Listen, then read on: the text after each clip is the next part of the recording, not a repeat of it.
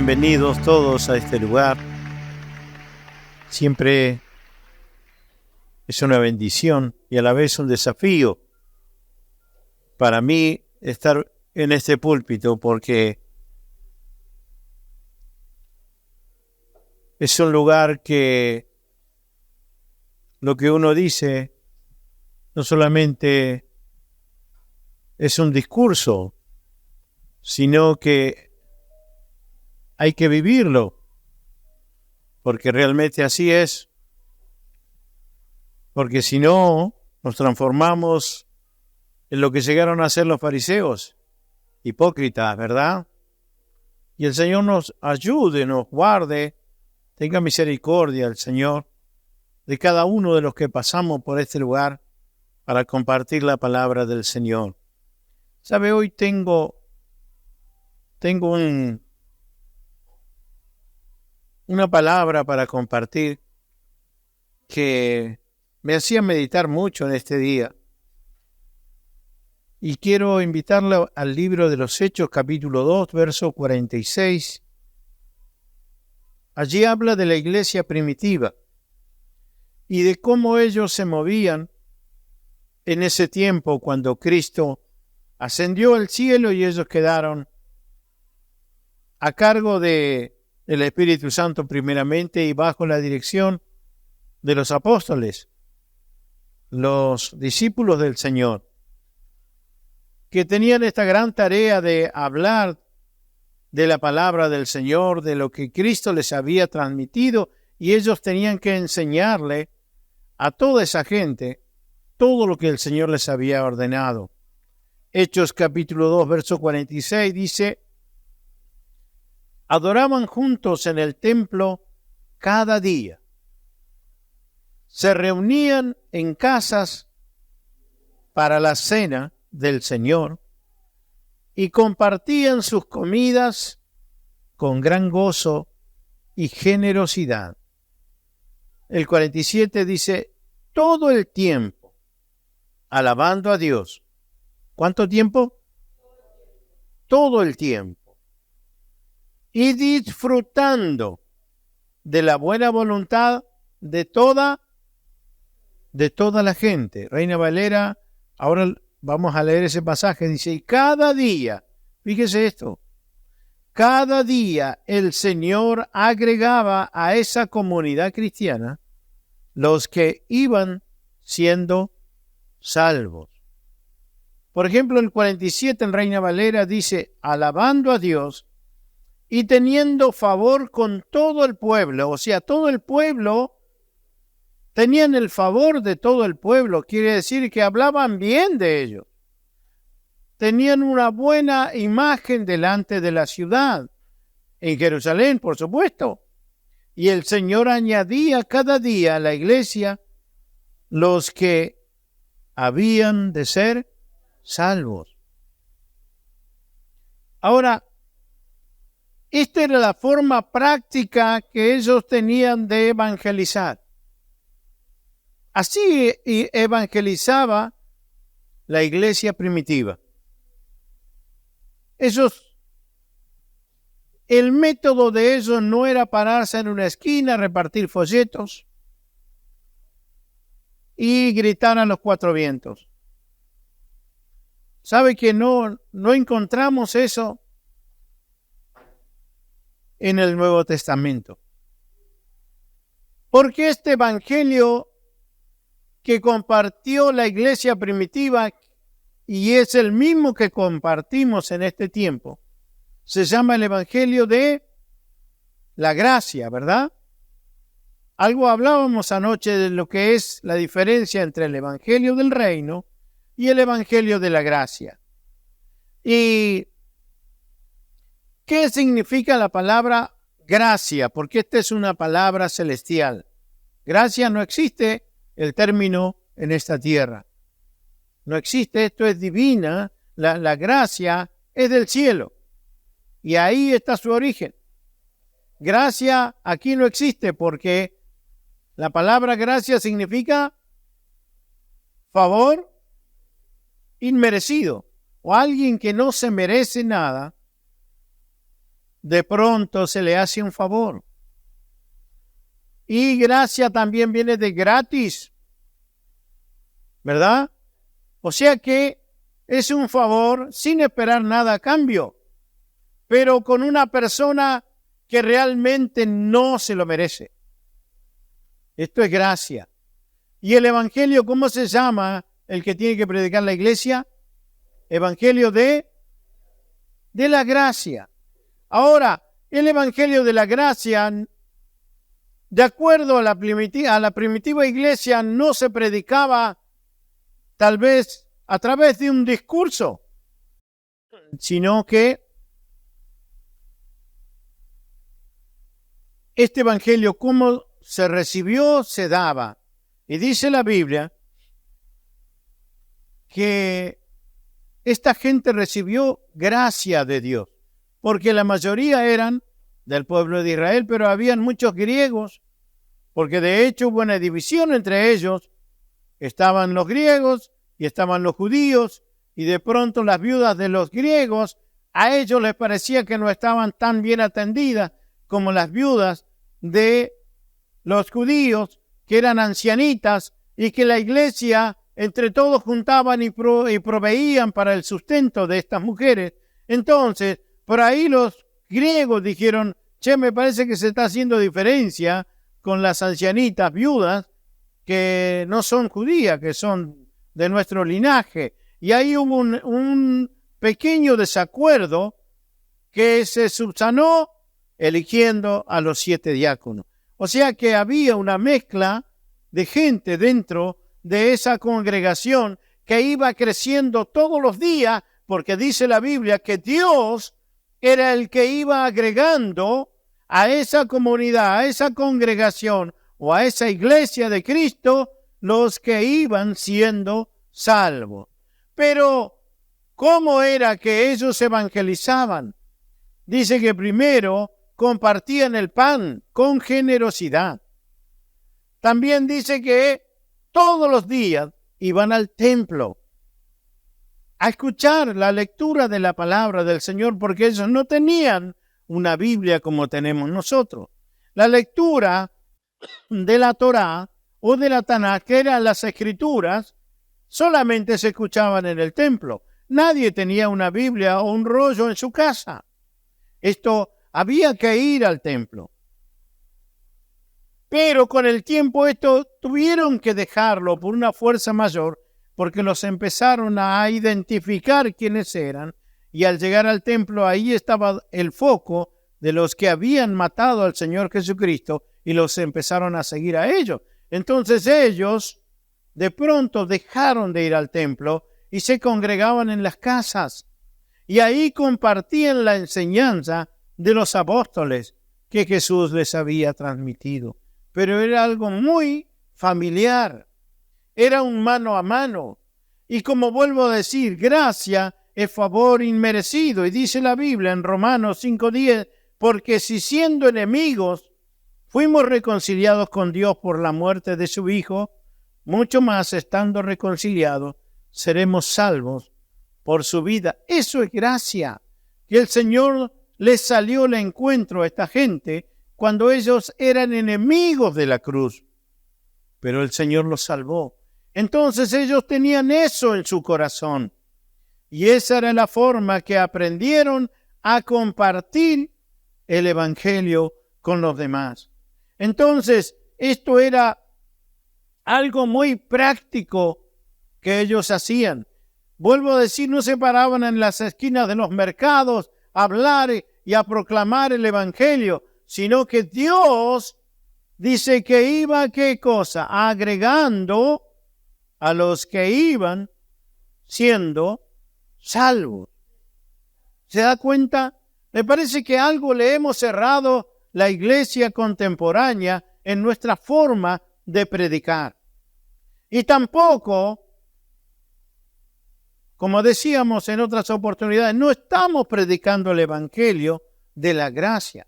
Hemos hecho una mezcla de cosas y hemos puesto un poco de ley, un poco de tradiciones y hasta dogmas le hemos metido que son costumbres que no están avaladas, ni siquiera no hay un registro bíblico, pero como se hizo de toda la vida, lo seguimos haciendo. Pero la Biblia dice que en este evangelio es el evangelio de la gracia. ¿Y cómo lo recibí? Si es gracia, es favor inmerecido. Yo lo recibí y así tengo que darlo. Cuando yo no lo merecía, entonces lo tengo que dar gratis al que no se lo merece. Pero ¿cómo es que puedo llegar a hacer esto? Dice que nosotros en este tiempo 2024 tenemos que hacer lo mismo. Tenemos que hacer lo mismo y de esta manera tenemos que predicar. Y todos lo tenemos que hacer. Todos tenemos que compartir el evangelio de la gracia. De gracia recibimos, de gracia damos. Pero yo le diría de gratis damos. Ahora, ¿cómo es esto? ¿Sabe cómo se comparte? Y lo que están haciendo muchos sin saberlo o sin querer. Y mayormente los hermanos últimos que el Señor está agregando a esta congregación. Es no hablar hasta que nos pregunten. Así se comparte el evangelio. Porque si no despertamos una pregunta en lo demás, significa que no vale la pena la manera que vivo a Cristo. Si realmente mi compañero, mi amigo o mi vecino no se tiene una inquietud referente a mi vida o cómo vivo yo, cómo lo atiendo, si es un cliente, si es el jefe o alguien que frecuento todo el tiempo, si no tiene una inquietud, si no se hace una pregunta conmigo, significa que no estoy viviendo a pleno lo que estoy diciendo creer. La iglesia primitiva predicaba de esta manera. Ellos generaban una inquietud en la gente. Por eso que dice la Biblia que tenían favor de todo el pueblo. Todo el pueblo veía gente diferente, que habían sido de ellos mismos, quizás el hortelano, el herrero, tal vez el carpintero o el que fabricaba vasijas, de pronto lo vieron toda la vida, un hombre quizás golpeador a su familia, borracho, pendenciero, y de pronto ahora era cristiano y sabía que se juntaba con los seguidores del camino, porque así le decían a los seguidores de Cristo. Pero habían cambiado. Había una transformación en ellos. No había un mejoramiento, habían sido transformados, sus vidas eran distintas. Y entonces muchos decían, ¿y estos qué están haciendo? ¿Qué es lo que hacen ahí? Y eso así, que ellos indagaran y quisieran saber más. No tenían la libertad que tenemos nosotros. No podían pararse a pregonar lo que estaban sintiendo los primeros cristianos, porque estaban siendo perseguidos y estaban bajo el foco de las autoridades. Pero poco a poco, los vecinos de la ciudad de Jerusalén comenzaron a notar que este vecino estaba siendo diferente, estaba viviendo de otra manera, hasta que llegaba y sin querer y como sacando la conversación, comenzaban a hablar y a demostrar interés por qué estaban haciendo, o dónde estaba yendo, qué hizo, qué fue lo que está implementando en su vida. Y esta gente ahí recién comenzaba a hablar de Cristo, pero previo a eso recibían muchos favores. Los cristianos hacían la otra milla de lo que el Señor les había enseñado. Hacían la milla extra. Buscaban al necesitado, ayudaban al que tal vez no se lo merecía, al que no estaba solicitando ninguna ayuda, al enfermo. Cuidaban a aquel que estaba desamparado y ellos iban y lo buscaban sin decirle, pero tenés que venir a la iglesia. Ellos iban y esto despertaba esta pregunta, y ¿por qué lo hace? Y esto sigue funcionando hasta el día de hoy, pero nosotros hemos creído que predicar es agarrar un micrófono y pararme en algún lugar, en alguna tarima y gritar y exponer lo que yo sé de la Biblia. Pero la iglesia primitiva evangelizó todo Jerusalén, que los fariseos, el Sanedrín dijo, han llenado todo Jerusalén con su doctrina. Y los persiguieron por eso, porque los vieron como una amenaza. Así nos ven a nosotros. Pero estamos en la relación correcta, hermano. Recomenzamos la relación correcta. Pero tenemos que predicar de la manera correcta. Gracia, ¿qué significa? Favor. ¿Y cómo voy a predicar? ¿Haciendo qué cosa? Favor. Implementando el favor hacia los demás. Al punto de que alguien diga, ¿por qué lo hace? ¿Por qué? ¿Por qué lo hizo? No, por favor, no. Cuando dice, no, está bien, tranquilo, yo me quedo acá. O no hace falta, Señor. Pero usted lo hace y se empeña porque usted quiere demostrar la vida de Cristo que está en usted, hasta que a esa persona se le arranca esa pregunta, ¿por qué lo hizo? ¿O por qué hace esto conmigo? Porque Cristo vive en mí. Y ahí comienza la predicación verdadera, que es el evangelio de la gracia, el evangelio del favor. Le hemos puesto el evangelio de la gracia, suena muy bonito, pero en realidad es el evangelio del favor, donde nos vamos a tener que arremangar, hacer, ir, quedarnos y estar. Esa es la mejor predicación del evangelio. ¿Sabe que la palabra del Señor dice en 1 de Pedro capítulo 3, verso 1? De la misma manera, y porque dice de la misma manera, quiere decir que en el capítulo 2 y en los últimos versículos hay que leer ahí, ¿veo? Porque él está dando un indicio de la misma manera. O igual que esto que ya estuvimos hablando, ahora seguimos hablando de esta misma manera. Dice, ustedes esposas tienen que aceptar la autoridad de sus esposos. Entonces, aun cuando alguno de ellos se niega a obedecer la buena noticia o el evangelio, la vida recta de ustedes les hablará sin palabras y ellos serán ganados. Esa es la forma, no está hablando, esa es la verdadera predicación del evangelio.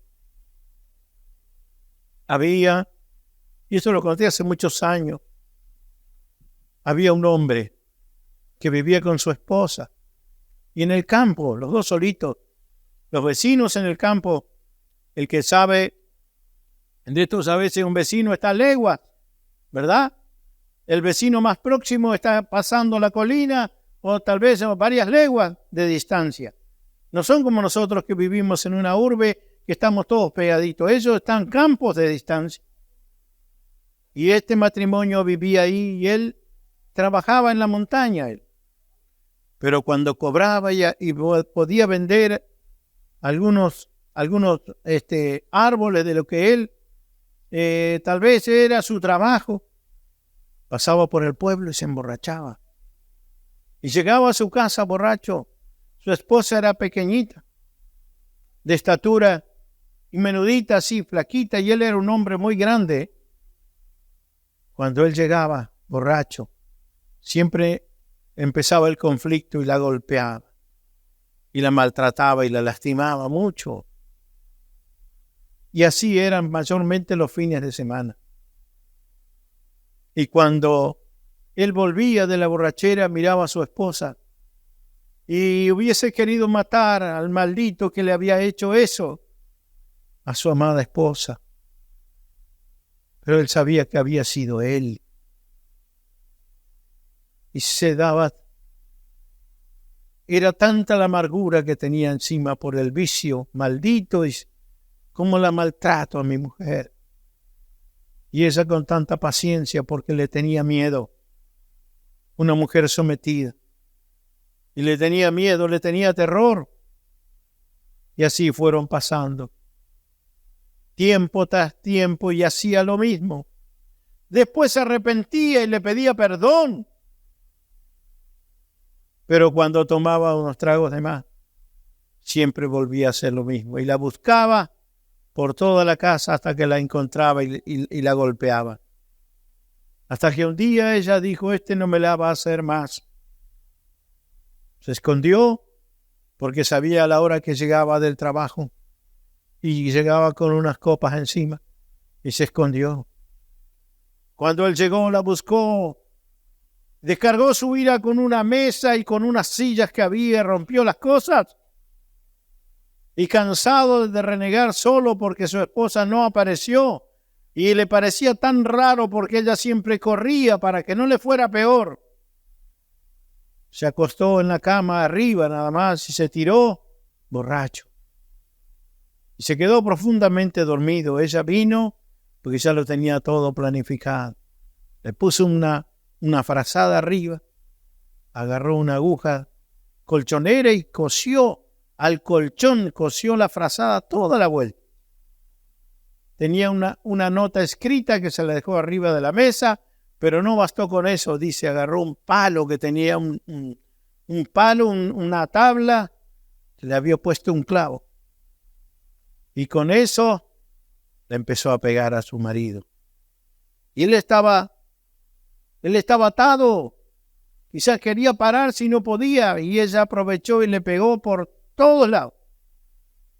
Ella vio cómo se tiñó esa frazada de sangre porque lo molió. Y tiró el palo y escapó. Dice, porque si me agarra me va a matar. Pero me vengué, maldito. Dice, nunca más me lo va a hacer. Y se fue de la casa. Huyó por los campos hasta que llegó a la casa de unos vecinos, en un campo cercano. Y allí le recibieron, le dice, señora, ¿cómo está? Pase. Y ella asustada le dijo a la señora de la casa, me pasó esto y esto, y me cansé y hice esto.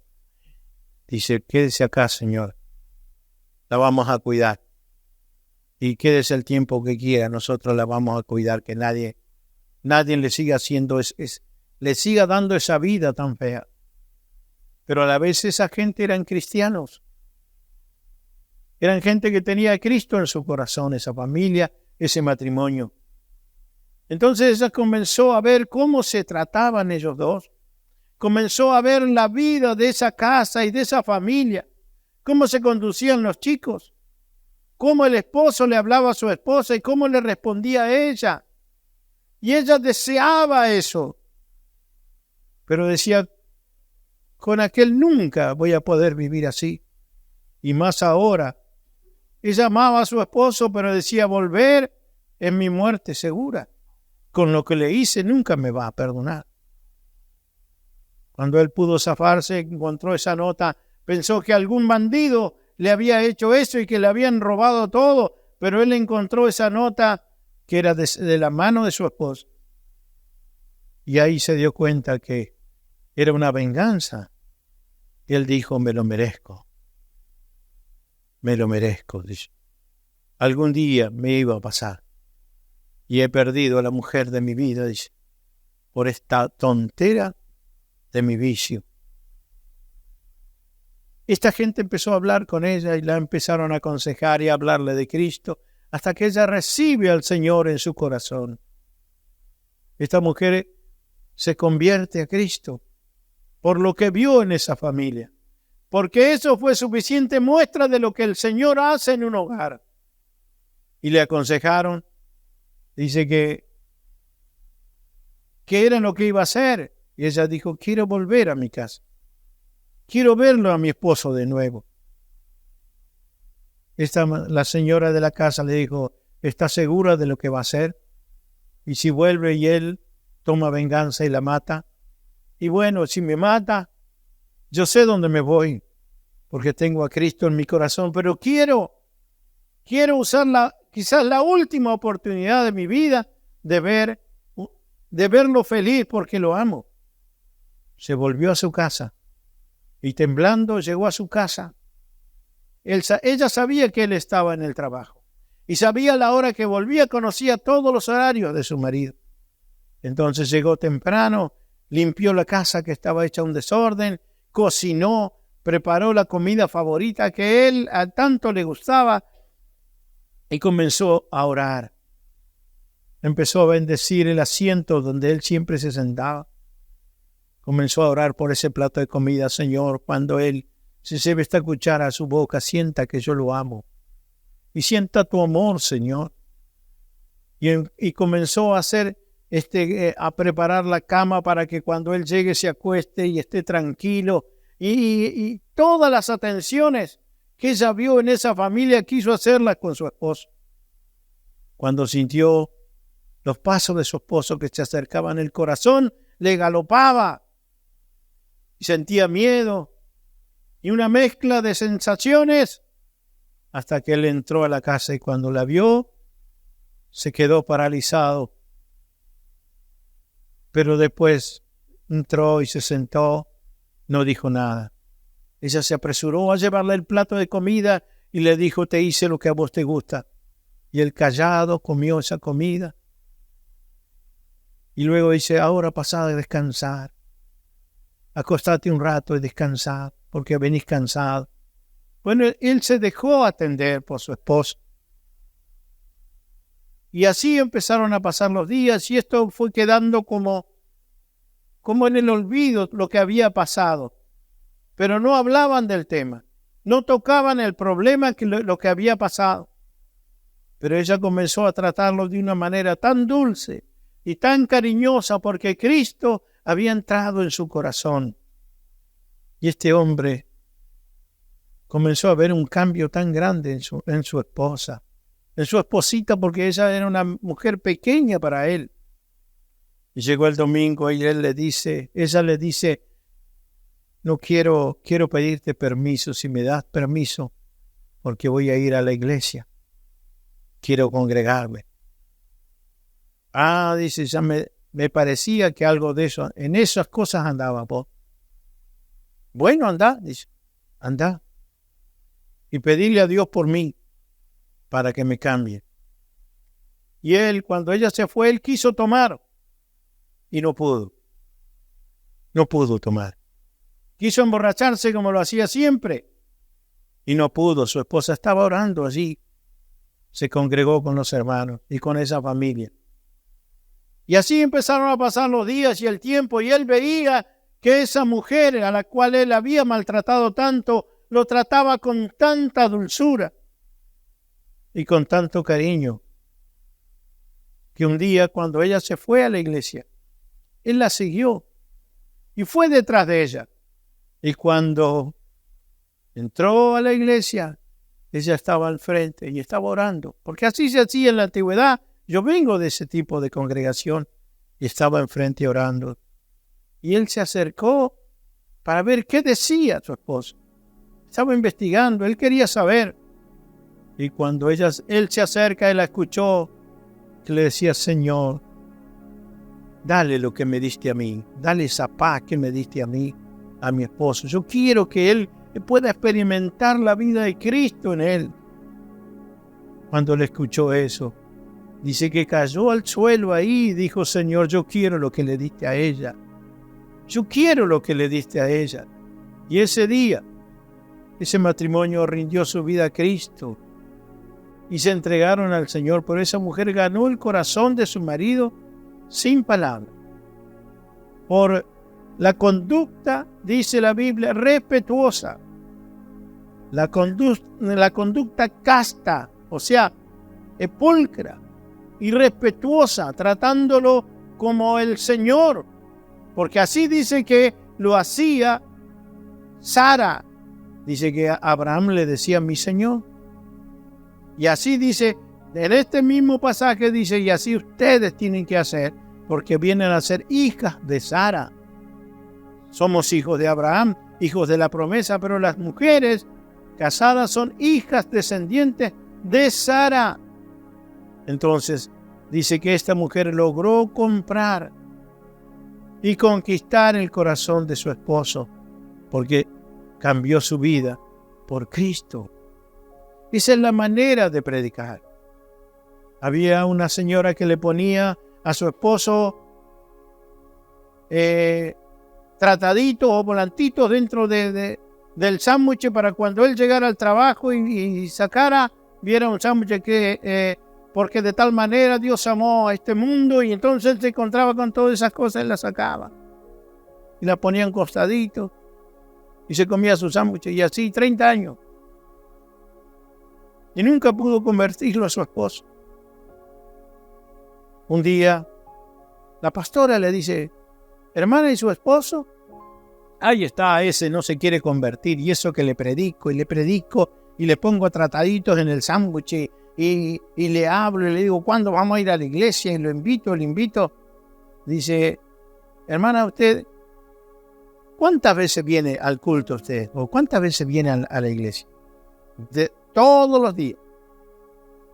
De domingo a domingo, yo no me pierdo una reunión. Dice, y aparte hago la limpieza del templo, porque yo le prometí al Señor limpiar la iglesia. Y dice, la reunión empieza a las 7, ¿a qué hora sale de su casa? Como a las 6, porque tengo el colectivo que lo tomo muy lejos por allá, pero yo tengo que estar a horario y quiero estar, y es una promesa que le hice al Señor. ¿Y qué dice su esposo? ¿A qué hora viene del trabajo? Y él llega como a las 6, casi nunca lo veo, pero le dejo la comida para que él se la caliente y esté justo a tiempo, y es re bueno, es un hombre bueno, no me prohíbe nada. Pero él sabe que yo a la iglesia tengo que venir, pero la reunión termina a las 9, ¿y a qué hora llega usted a su casa? Como a las 10. ¿Y su esposa a qué hora se acuesta? Como a las 9, 9:30 se acuesta, así que no me ve. Y en el día trabaja y casi no la ven toda la semana. La pastora le dijo: ¿sabe qué? No va a venir más en la semana. ¿Cómo no voy a venir? No. Venga el fin de semana nomás, pero no venga más en el día de semana. Usted se va a quedar en su casa y va a atender a su esposo. Y le va a cocinar y lo va a esperar con la comida caliente. Y usted lo va a atender y va a conversar con él. Y lo va a atender, y usted va a empezar a hacer su trabajo de esposa. Pero ¿cómo esto? Y si yo quiero servir al Señor, bueno, va a servir al Señor en su casa con su marido. Y no le va a poner más trataditos en el sándwich. Y tampoco le hable más de Cristo, hasta que él no le pregunte.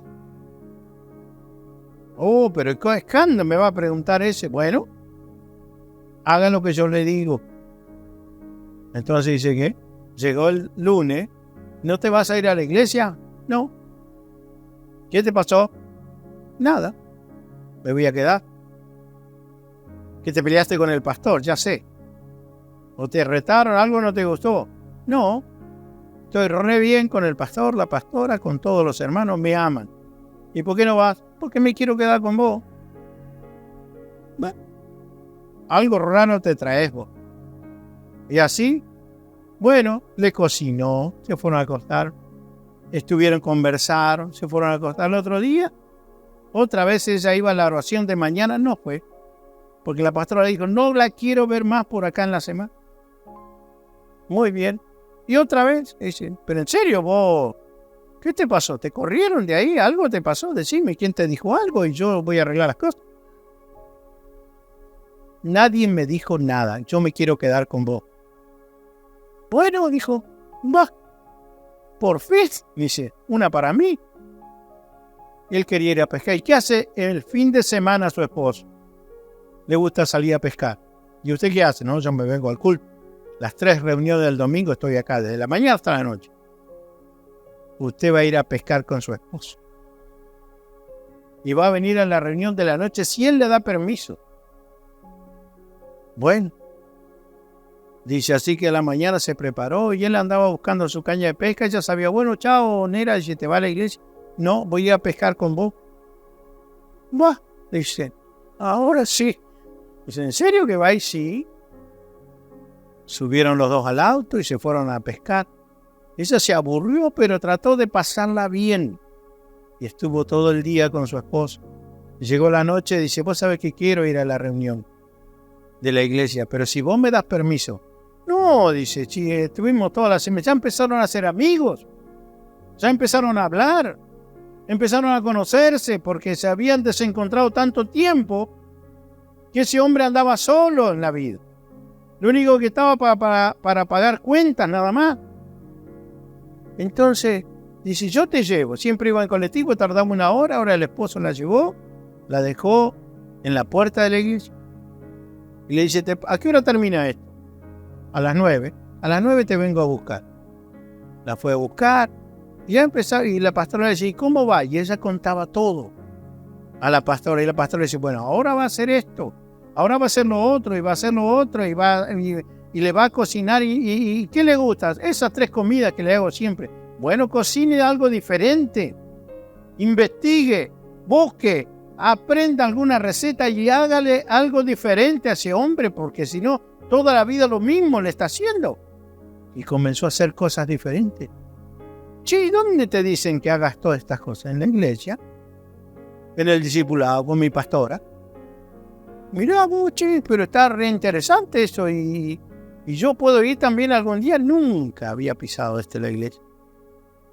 Al mes se había bautizado. Por el cambio que vio en su esposa, hermano. Porque sigue funcionando. Porque es la manera de predicar. Olvídese que cuando dice, no, porque me tengo que aprender Juan 3:16. Sí, apréndaselo, pero aprenda a sacar de su bolsillo a veces. Aprenda a suplir necesidades. Genere preguntas en los demás.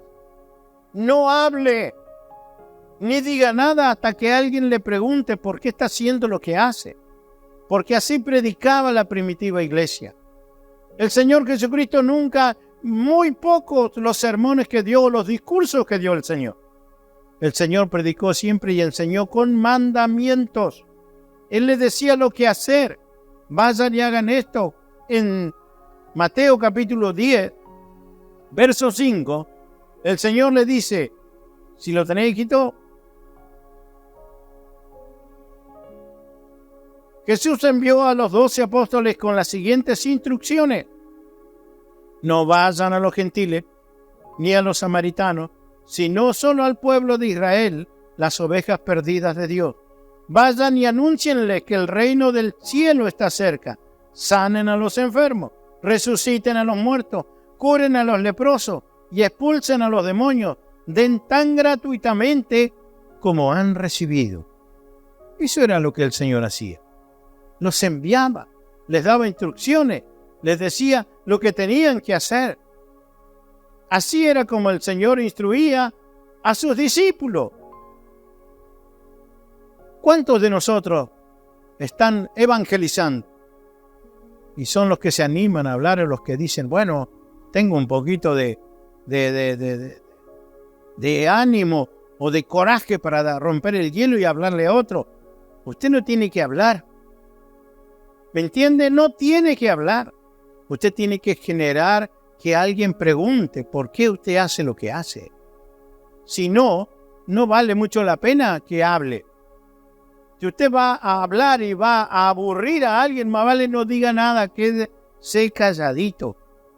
Mire, y con esto cierro, hay una fundación que hizo un estudio y sacaron una estadística sobre la iglesia. Escuche bien esto. Dice que la iglesia, ¿cómo comienza? En todos los ámbitos, ¿cómo comenzó la iglesia? ¿Cómo comenzó acá, en este barrio? ¿Cómo comenzó la primitiva iglesia? ¿Cómo comenzó en todos los tiempos donde alguien comenzó a formar la iglesia? Dice que comenzó por una persona y a esa persona la denominaron un bárbaro. ¿Sabe quién es un bárbaro? alguien que no tiene no tiene dinero, no tiene plata, no tiene grandes conocimientos, pero tiene una pasión en lo que hace. No importa dónde duerme, si tiene para dormir, si tiene para comer, no importa dónde se va a hospedar. A veces duerme en la calle o está quizás dispuesto a hacer lo que sea por el Evangelio de Cristo. ¿Cuántos conocen así? ¿Los pioneros no hacían eso? Sí, bueno, cuando alguien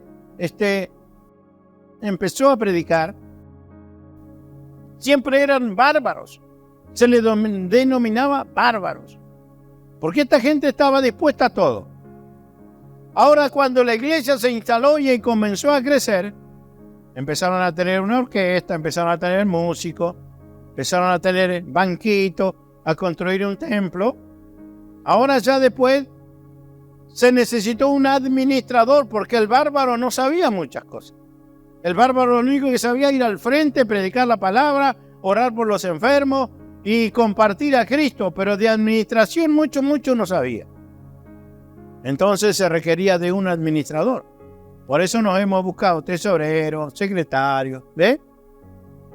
Y eso es la estadística de la iglesia. Cuando la iglesia comienza a crecer y ya comienza a ser cada vez más grande, entonces dice que se busca o se forman los burócratas, aquel que tiene a cargo los administradores. Ese ya está un escalón más arriba, entonces el que tiene al secretario, y es el que hace y organiza todas las cosas.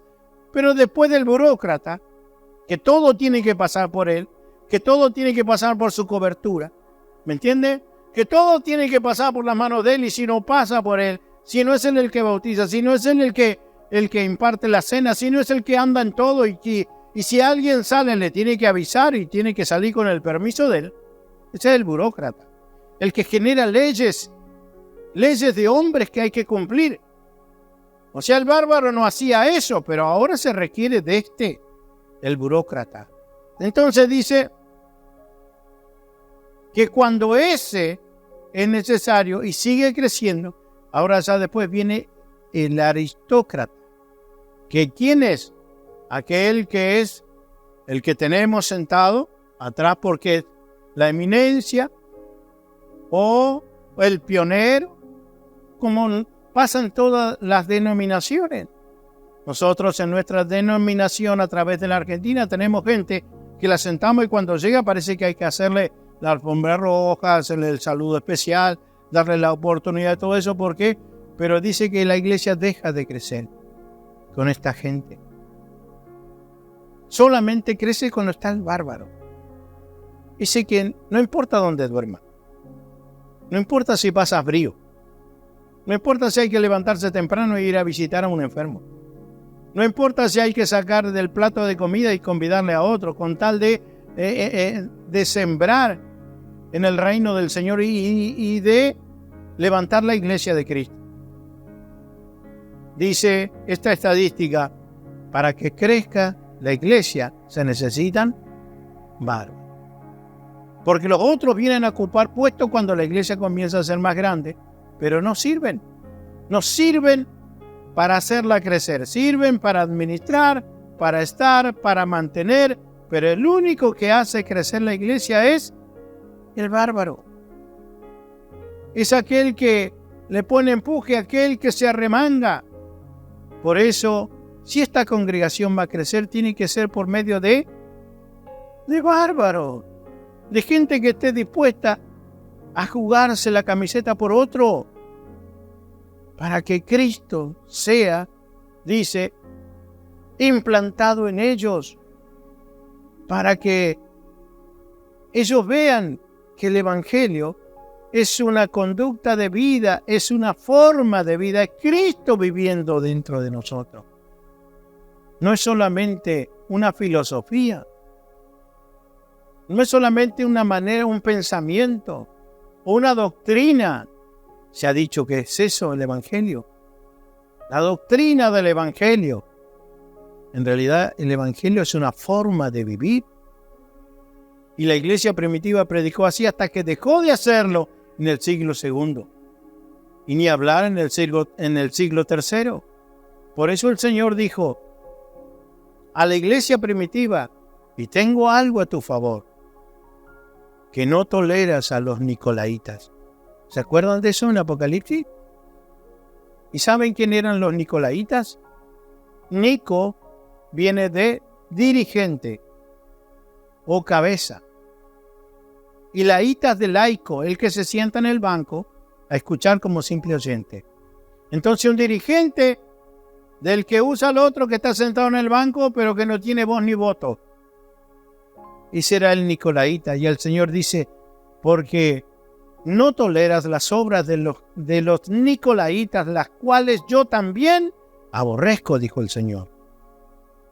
Pero a la iglesia de la carta que sigue le dice: una cosa tengo contra ti, que toleras a los nicolaitas, las cuales yo aborrezco, dijo el Señor. Porque Él siempre aborreció eso y le dijo a sus discípulos: entre ustedes nunca será así.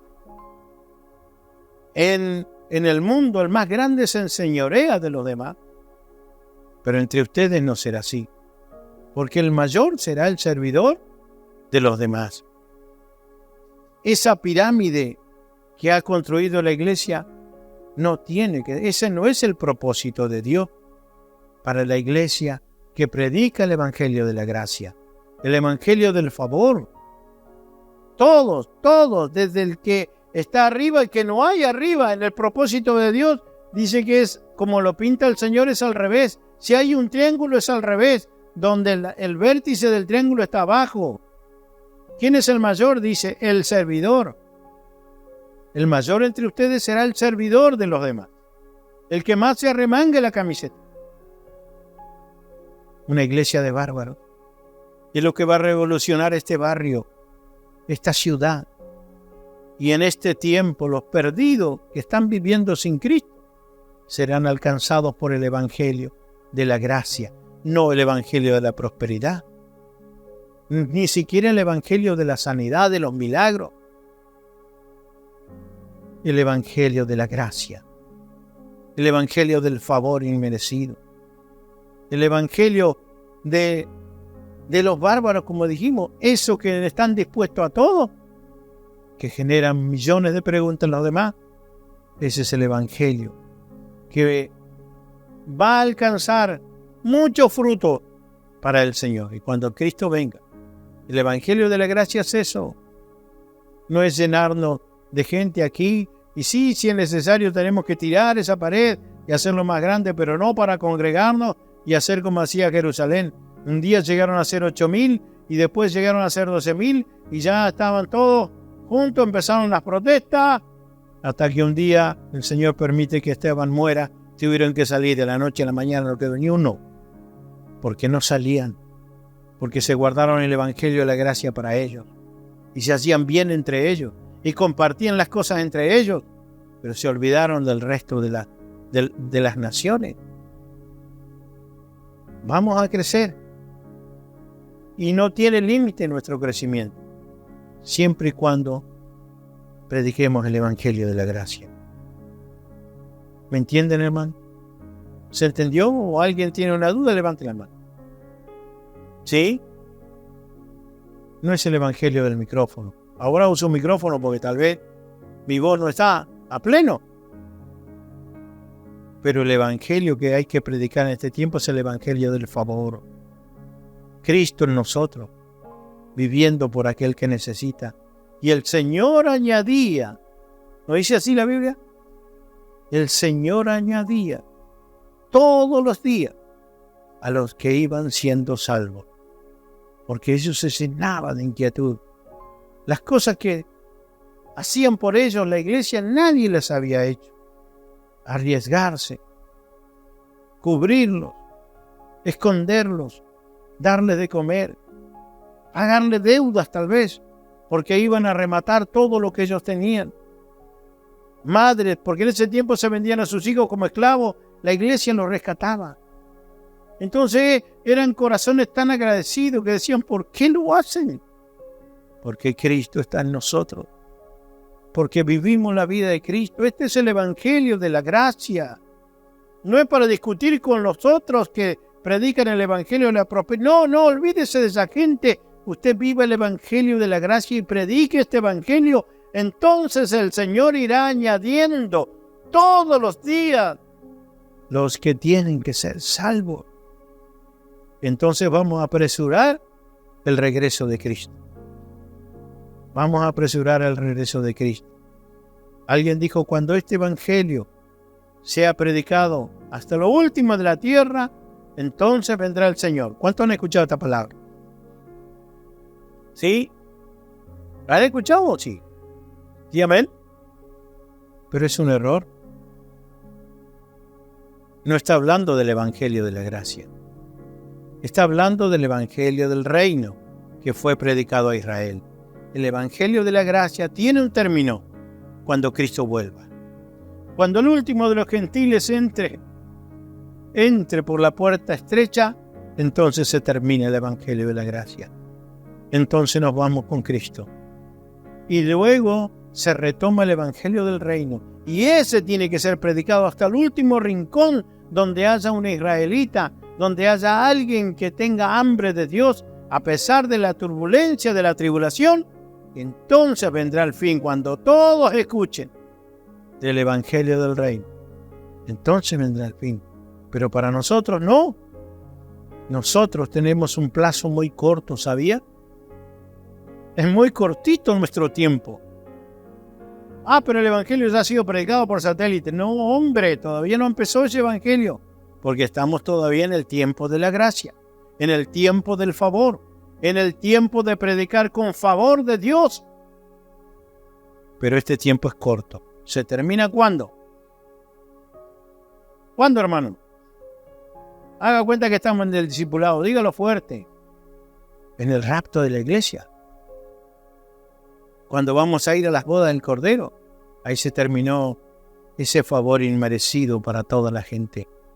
Cuando el último de los gentiles que le produce celos a Israel entre, dice, se complete la lista, entonces nos vamos con Cristo. Para eso todos tenemos que llevar fruto delante del Señor. ¿Habrá alguien a quien podamos predicarle el Evangelio de la gracia? ¿Se le ocurre ahora a alguien? ¿Puede poner en su mente ahora a alguien que pueda estar necesitando el Evangelio de la gracia, como usted lo recibió inmerecidamente, no teniendo por qué el Señor haber muerto por usted, lo recibió y fue reconciliado cuando aún era enemigo? Ese que el Señor nos pone en el corazón, también merece este Evangelio del favor. Bendito sea. Inclinamos nuestro rostro. Padre, en el nombre de Jesús, ayúdanos para ser predicadores, todos los que estamos aquí, aún los niños, Señor. Todos podamos predicar este Evangelio práctico, Señor. Este Evangelio no es para los elocuentes, no es para los que tienen doctorado, los que tienen bachillerato en teología. Este Evangelio de este tiempo no es para eso, Señor. Este Evangelio es gracia pura y es favor inmerecido. Y solo puede predicarse a través de la gracia, del favor, de vivir por la fe, Señor. Ayúdanos a entender esta palabra. Ayúdanos a irnos a nuestros hogares con este conocimiento, Señor, que no es por que seamos muy sabios. Tu palabra dice, ustedes no son los más sabios, no son los más capacitados, no son los más ilustres, porque a lo despreciado, a lo más bajo, a eso escogió el Señor, porque en ellos derramó su gracia, a lo despreciado del mundo, a lo que el mundo no valoraba. Bueno, esos son los que merecen la gracia del Señor, porque no se merecen nada. Y esos son los que tienen que predicar este Evangelio. Ellos, nosotros, somos los que tenemos que compartir este Evangelio. Gracia pura, favor inmerecido. aquel que se merece mejor una patada. Pero nosotros tenemos que llegar con gracia, buscando, socorriendo, ayudando, llevando la milla extra, Señor. Ayúdanos porque somos tus discípulos y somos aprendices y todos los días aprendemos algo nuevo de ti. Gracias, Señor, en el nombre de Jesucristo, nuestro amado Salvador. Amén y amén. Que Dios bendiga a su iglesia cada día más y nos haga crecer cada día más en su palabra. La bendición del cielo con todos nosotros. Gracia y paz para todos. Amén.